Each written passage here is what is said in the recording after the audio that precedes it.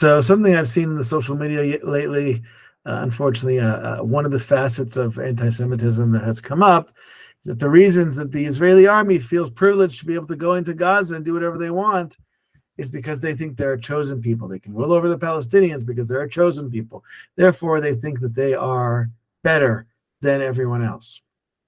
As a matter of fact, if you look, they have all these videos where they go around and ask Israelis, do you think you're the chosen people? And they're trying to prove that Israelis or Jews have this sense of, I'm chosen, I'm better, right? That we are known as the chosen people. We'll take a look at where that comes from, where that idea comes from, and what it really is about.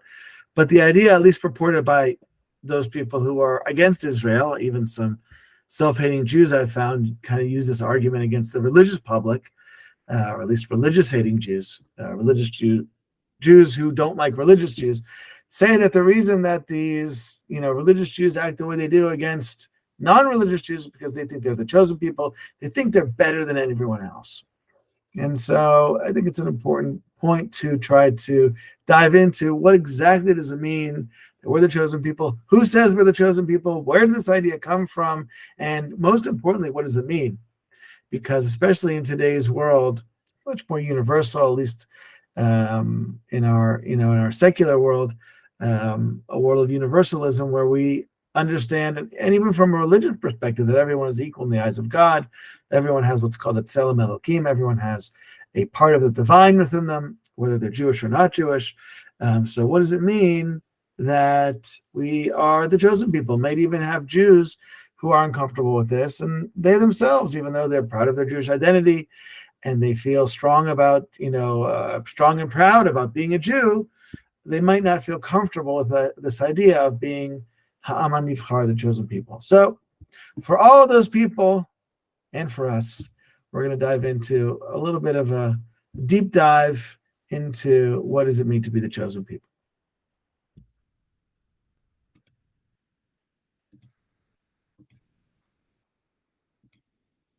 All right, here we go.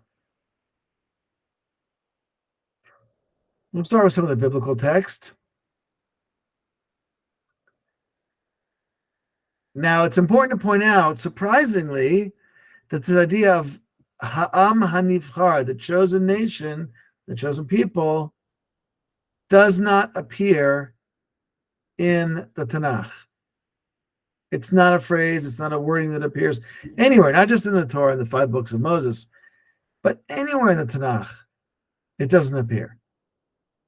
However, there are some interesting passages that discuss the unique relationship that God has with the Jewish people. And so let's see those. So the first time we have any kind of inkling of this is the first time the Jewish people are discussed as a nation. This is before they even come out of Egypt. And it says in Shemot, we'll get there actually only in a couple weeks. So it says there, V'amarta el Paro, Ko amar Adonai bani bechori Yisrael. And Moses said to Paro, thus Hashem says, Israel, my firstborn child, bani bechori Yisrael. Now, it can't be as far as time-wise, because if you think about it, there were a lot of other nations that came before Yisrael. As a matter of fact, in the rabbinic mind, if you look in the Talmud, Israel was the last nation to be created. The second to last nation was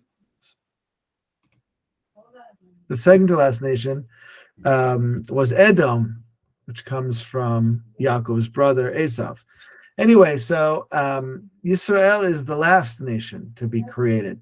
So it's kind of funny that we're called the Bani Bechori, my firstborn child. Anyway, that's the language there. Again, not called Ha'am HaNivchar, but rather Bani Bechori, my firstborn. Okay, as we go a little further in the Chumash, here's going to be an important pasuk that's going to be the core of the idea. It's going to be close enough. It's going to be familiar enough to that idea of Ha'am HaNivchar, but again, it's not the exact lashon. So it says, Ki am kadosh atah l'Adonai Elokecha, b'cha b'cha Hashem Elokecha liot lo la'am segula mikol ha'amim she'al pnei adama. For a holy people you are to the Lord your God. The Lord your God has chosen you to be his treasured people, Am Segula, out of all the peoples on the face of the earth. And again, what we see is that God chooses the nation of Israel to be a nation that he has a unique relationship with. They're chosen for a specific path. But it doesn't call them Av Nivchar, it calls them Am Segula.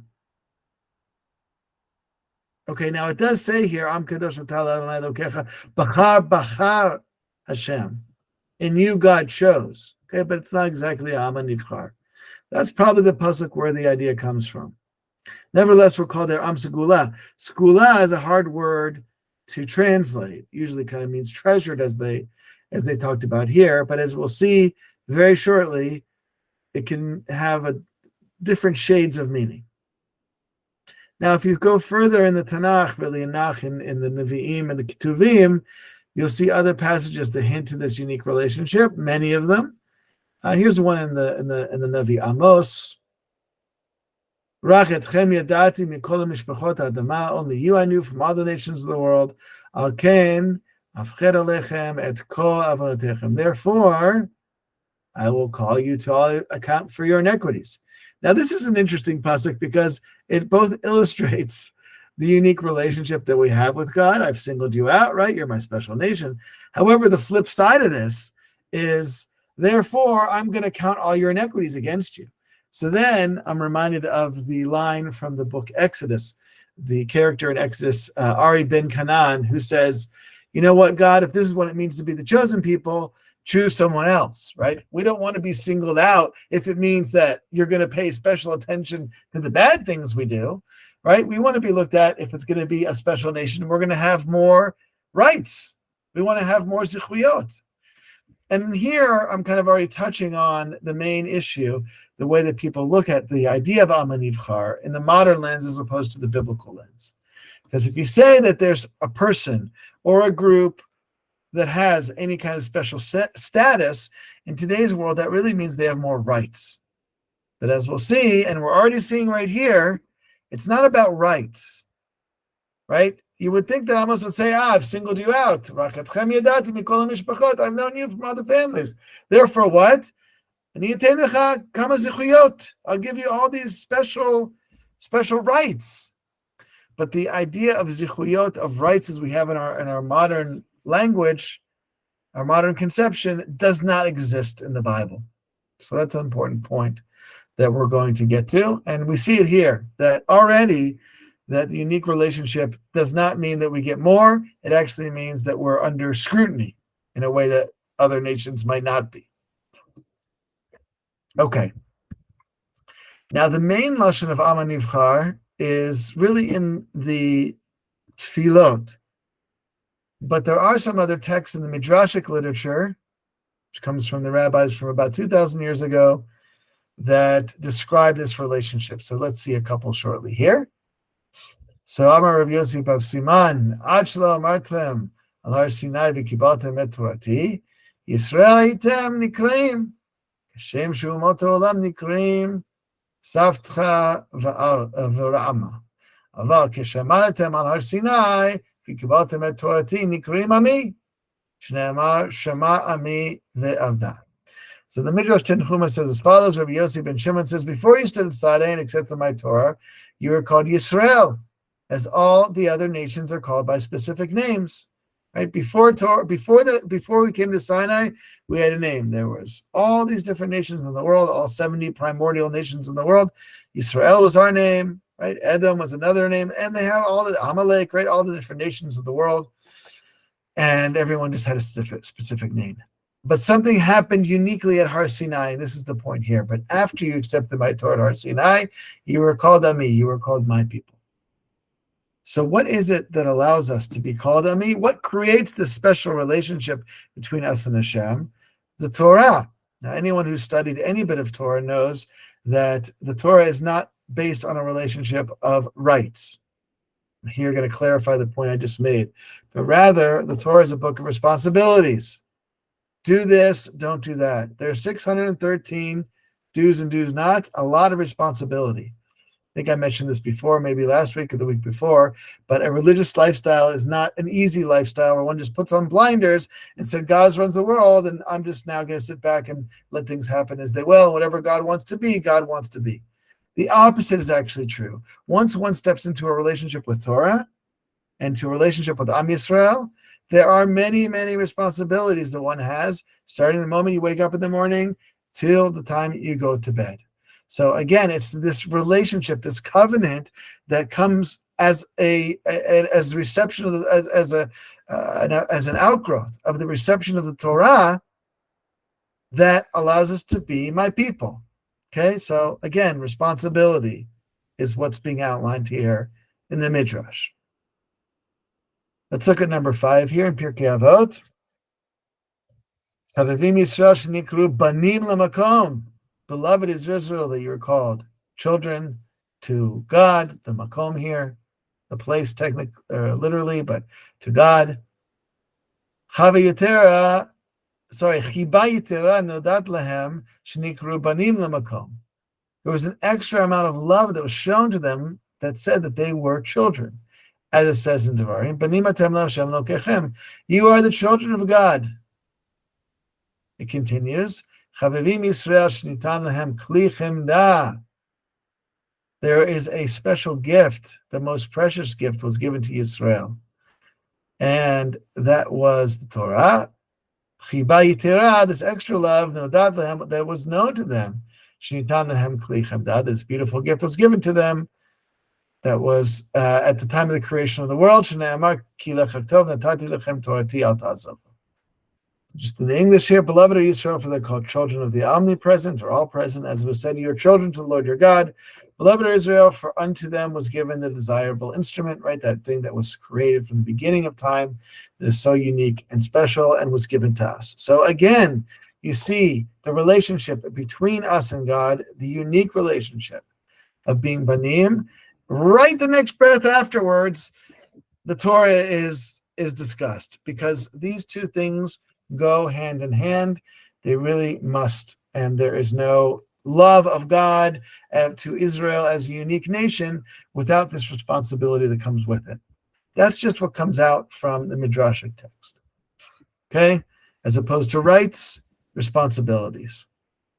Now let's look at a few more modern texts and see how we look at it.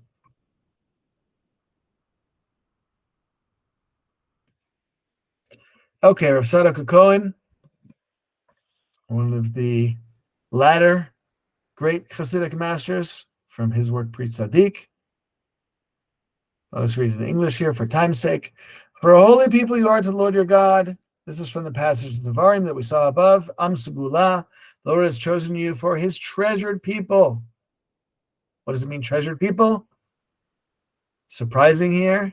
The meaning is similar to the passage in Psalms that Yisrael is his treasure or trinket, like someone who uses a good luck charm for health that has no real physical effect, only as a trinket.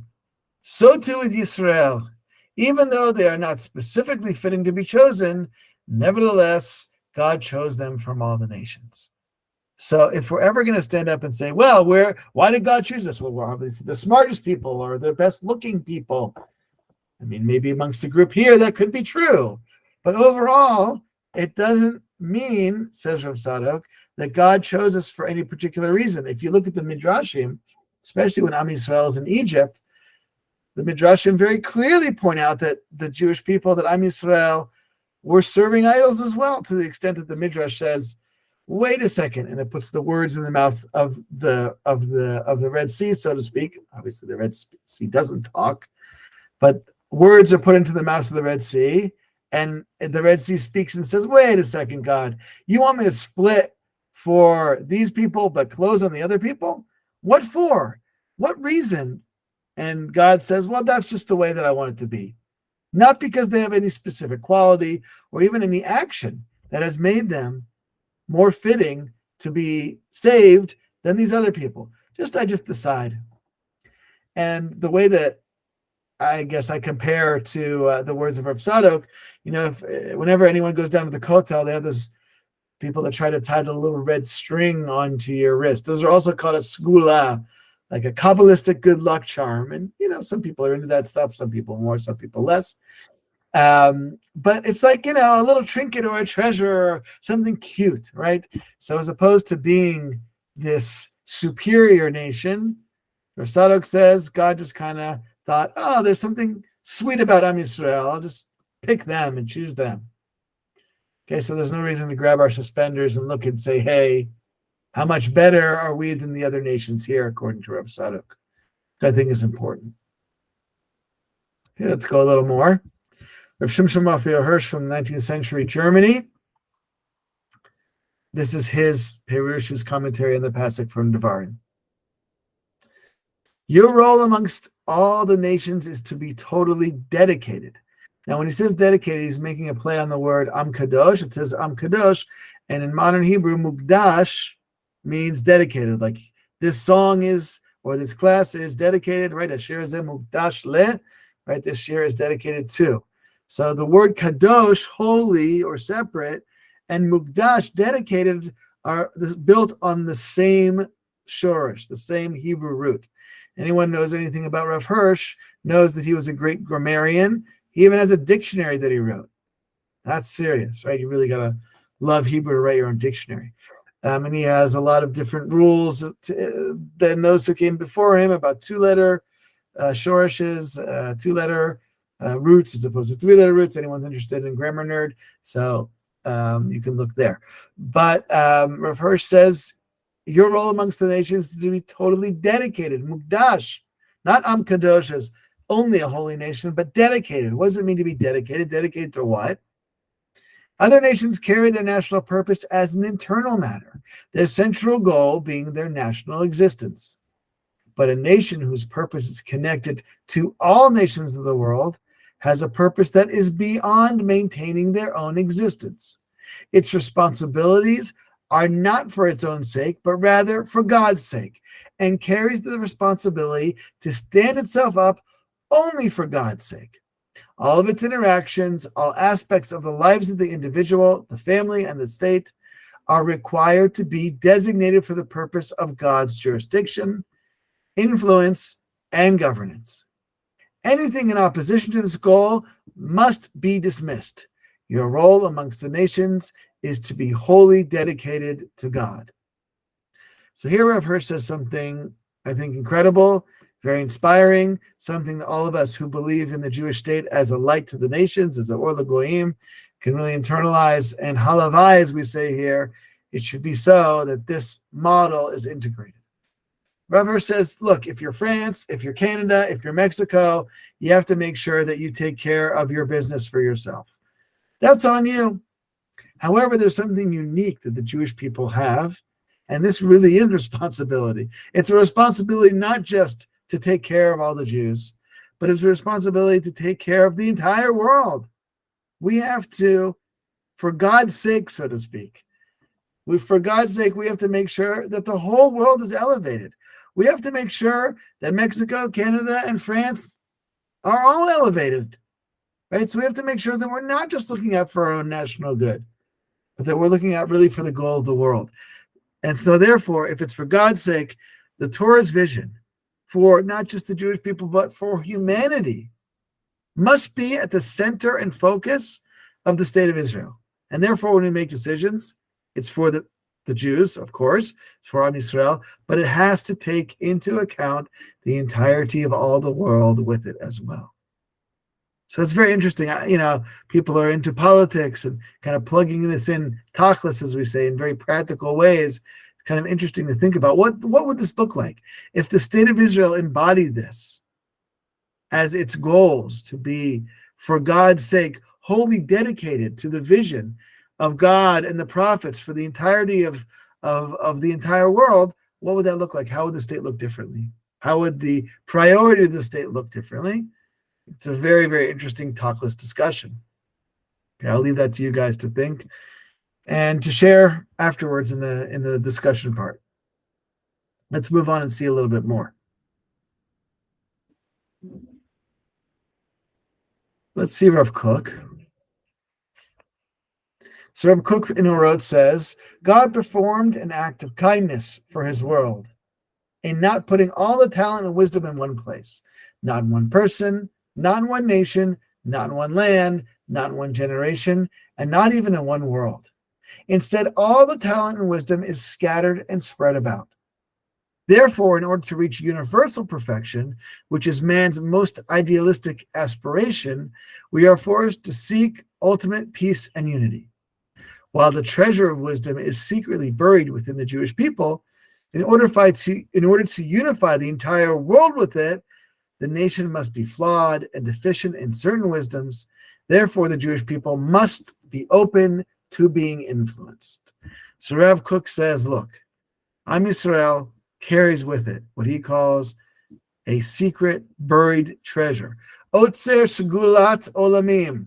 Again, that word segula, that treasure that we have within us. Maybe he's picking up on the pasuk in Devarim that we saw. However, that doesn't mean, again, that we take our suspenders and say, look at us. God made us flawed, just like everything in the world. As wonderful and amazing as Eretz Yisrael is, it doesn't contain everything within it. There is beauty and there are treasures in other physical lands. There are wisdoms and things to be gained from other wisdoms outside the Jewish tradition. So therefore, we have to not just, when we talk about this vision for who Am Yisrael is and what the ultimate perspective and picture of what the state of Israel can be. Yes, our greatest export might not just be high tech or defense or weapons, but should be an appreciation for ethics, for God's will, for the light of the Torah. This is what we have to share with the world. Nevertheless, we have to be open, says Rav Kook, because we don't have all the knowledge. We have to be open and ready to be influenced by the other nations as well. Okay, so if Am Segula, again, Rav Kook uses this word, Otzer Segula. So if we are the Am Segula, if we are the Am Nivchar, fine. But it doesn't mean that we have all the answers and everyone should bow down to us and we have this kind of ivory tower relationship with the rest of the world where we dictate from above what should be done. No, we have to have a haruta with the rest of the world, so to speak. We have to interact and gain and take all of that and help to lift it all up together. I'm going to skip the last point here. Abraham Joshua Heschel, a great American religious leader from the 20th century. I've always mentioned to students to read the Sabbath. Anyone here has not read the Sabbath? You must read the Sabbath. Okay, here's from his other great work, God in Search of Man. So Abraham Joshua Heschel says as follows: we have not chosen God. He has chosen us. There is no concept of a chosen God, but there is an idea of a chosen people. The idea of a chosen people does not suggest the preference for a people based upon discrimination among a number of peoples. We do not say that we are a superior people. The chosen people means a people approached and chosen by God. The significance of this term is genuine in relationship to God, rather than in relation to other peoples. It signifies not a quality inherent in the people, but a relationship between the people and God. Okay, so Rabbi Heschel says, doesn't make us superior, an important point. Rather, it makes us unique that we have this special relationship. I think the best way to understand this is the relationship that a parent has with a child. Thank God we have 5 beautiful children. I have a unique relationship with all of them. We have a Bechorah, our oldest daughter. I certainly have a unique relationship with her, a special relationship with her, because she came first, right? So there is something unique. There is something special. That doesn't mean that I have a less meaningful or less loving relationship with my other kids. I was getting my youngest daughter ready for bed tonight before I logged on here, reading her story. And, I'm like, I love that kid. She's amazing. Does that take away from my love of my oldest daughter? Absolutely not. Is there a unique relationship with my oldest daughter because she's the one that came first and made me an Abba? And I remember holding her and transforming from a single married guy to a parent? Absolutely. And that'll always be the case. And there's something unique and special about that relationship. But it doesn't mean that my relationship with my other kids is less special. And I think that's the way God created all of existence. God created the world. God created everybody. every nation, every person, as it says in Bereshit, B'Tselem Elokim, the image of the divine. And, says Rav Heschel, we have this unique relationship which just talks about us and God. It doesn't necessarily reflect poorly on any other nation.